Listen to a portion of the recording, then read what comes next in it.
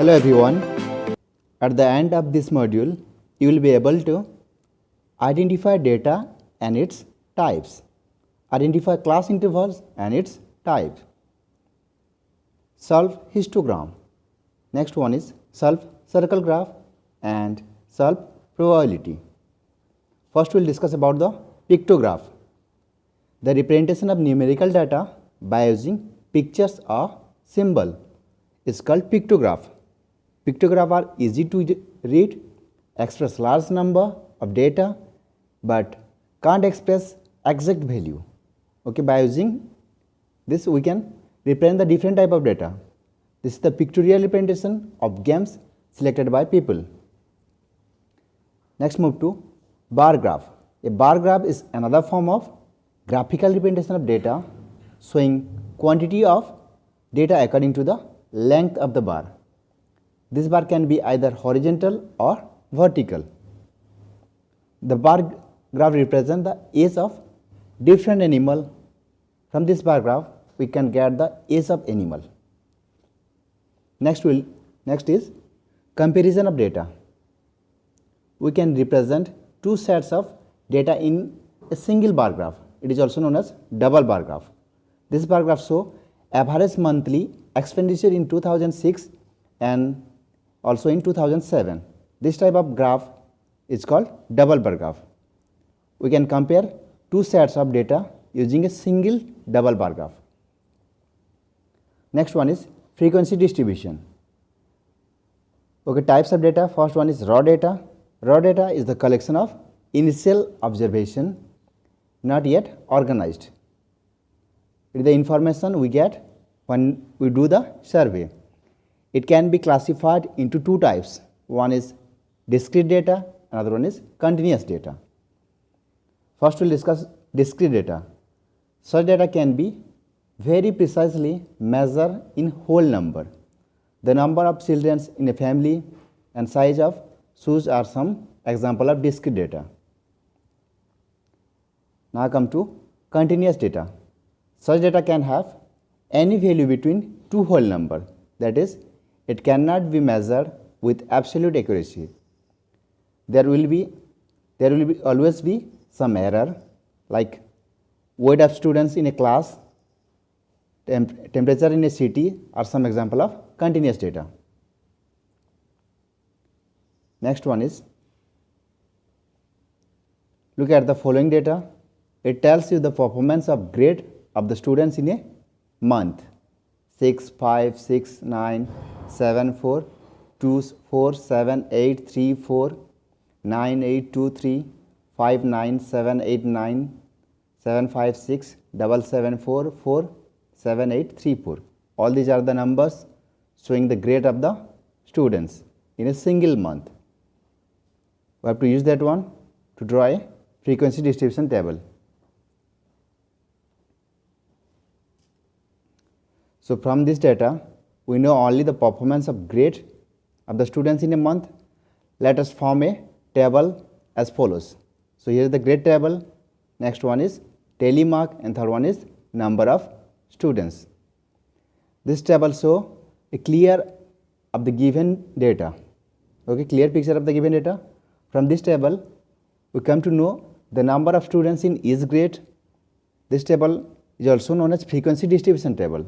The number of times a particular observation occurs is given in this table, that is the frequency, and a frequency distribution shows the frequency about this table. For example, given below are marks scored by 30 children in a class in mathematics. So here is the frequency distribution table. In that it is given about the class interval, tally mark and frequency. When you group the data into the class interval, most important factor is you have to choose the scale, you have to choose the range. Okay, then find out the difference between the largest and the smallest observation. That is, the largest value is here 98 and minimum value is 3. So range of the data is maximum minus minimum. So it is 98 minus 3, that equal to 95. Next one is Second point, the number of class intervals should not be too many. It should be minimum.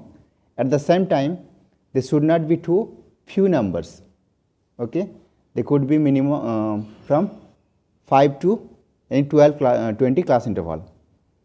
Based on the above two factors, you will have to choose the width of the class interval. Okay, you should choose the width with a great care so that it should not be too many. That the significance of the data is lost.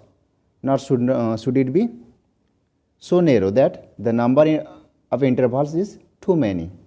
Only you can decide the optimization of the size of the interval. Okay, you have to select that limit. The number is on the left of the class interval is called lower limit, and on the right of the interval is called upper limit. Second, the difference between two limits gives us the width of the interval, or that is called class size. Third one is the mid value of each class interval is called class mark, or it is obtained by adding the lower end and upper end divided by 2. Next point is, for example, consider a class interval 20 and 40. The lower limit here is 20 and upper limit is 40. So width of this interval is 40 minus 20, that equal to 20, the difference between two limits.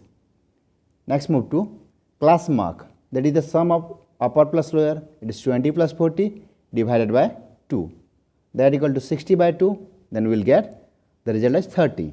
So class mark is 30 here.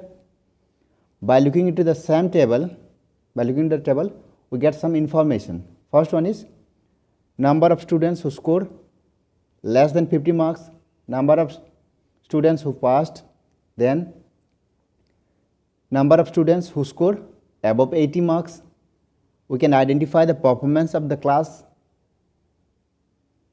Okay, next point is the method of classifying data into class interval is called grouping of data. Two different type of class intervals.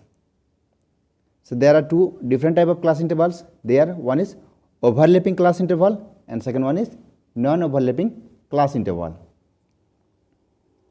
So non-overlapping intervals like 0 to 19, then next number is 20 to 39. Okay, there is no continuation in these two intervals. So called, here the upper limit and lower limit are different.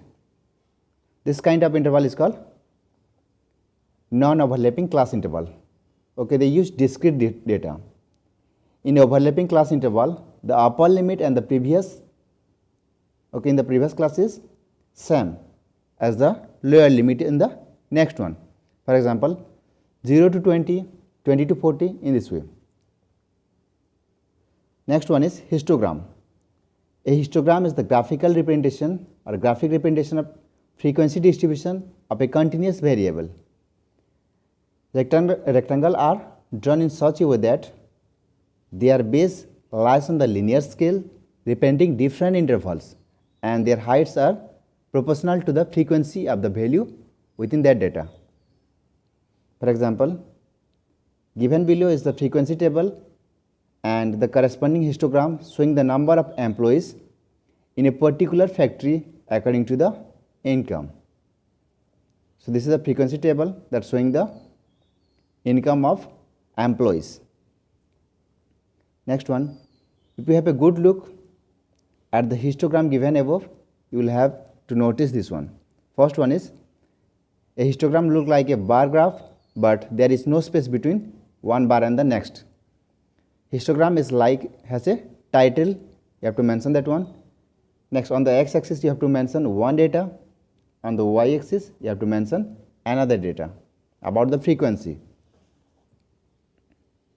Next, fourth point is, as I have already mentioned, on y-axis it is about frequency of the class interval as shown. Next one is on the both axis you have to choose the suitable scale. Then according to the data you have to represent the scale.